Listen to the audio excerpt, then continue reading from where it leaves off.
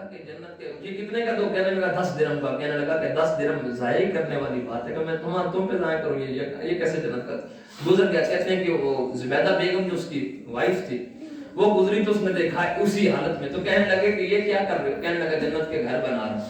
تو اس نے کہا فقیر بندہ اپنی موج میں, پتہ نہیں اللہ اس کے لفظوں پہ یہ عطا فرما دے, پتہ نہیں اللہ کے یہاں کتنا مقبول ہو. اس نے کہا یہ 10 درہم لو ایک میرے نام کا, تو اس نے 10 لیے تو وہ مٹا دیا بس. اس نے کہا چل تیرا ہو گیا.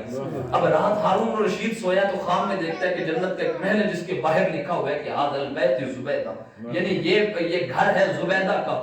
تو جب اس نے دیکھا تو آنکھ کھلی تو صبح کہنے لگا کہ میں نے تیرا گھر جنت میں دیکھا ہے. کہتی ہے باقی تو روٹین کے نوافل تسبیحات اذکار تھے, ہاں بہلول سے ایک خریدا تھا. کہنے لگا مجھے لگتا ہے پھر وہی کہنے لگا اب چلا شوق یہ تھا کہ شاید گلی میں مل جائے. تو گئے تو اتفاق یہی تھا کہ اسی جگہ پہ بیٹھے اسی طرح گھر بنا. اب کہا کہ اب تو مل جائے گا مجھے بھی. کہنے لگے کہ دو گے گھر جنت کو؟ اس نے کہا ہاں. کہنے لگا کتنے کا؟ کہنے لگا آدھی حکومت لگی.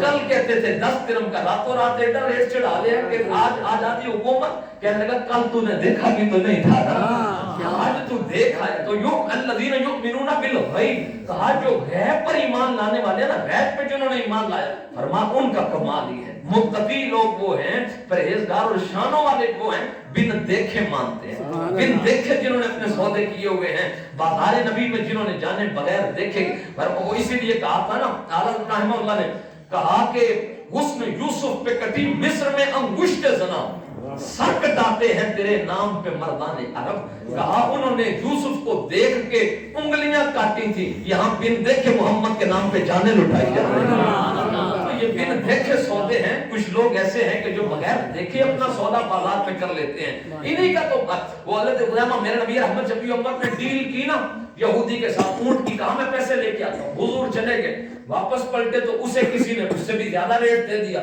تو اب جب حضور واپس آئے تو کہا یہ اپنے پیسے لو تو میرا اونٹ میرے حوالے کرو. اس نے کہا آپ کا میرا تو سودا ہوا ہی. کہا بھی ہوا. کہنے لگا کوئی گواہ دے کے. اب گواہ کوئی نہیں تھا تو کیا کر, صحابی رسول ہے قریب آ کے علماء کہنے لگے کہ میں گواہ ہوں, اللہ کے نبی نے سودا کیا ہے, اب تو منہ کر رہا ہے. تو وہ شرمندہ ہوا, دینا پڑا. جب حضور تھوڑا سا چلے نا تو قریب کر کے میرے نبی پاک نے فرمایا تو اول ہے ہی کوئی نہیں سی, تو کتوں گواہ پڑ گئے. کہنے لگے یا رسول اللہ یہ ایک اونٹ کی حیثیت ہی کیا ہے, ہم نے تو رب کو بھی نہیں دیکھا, آپ نے بولا تو مان لیا.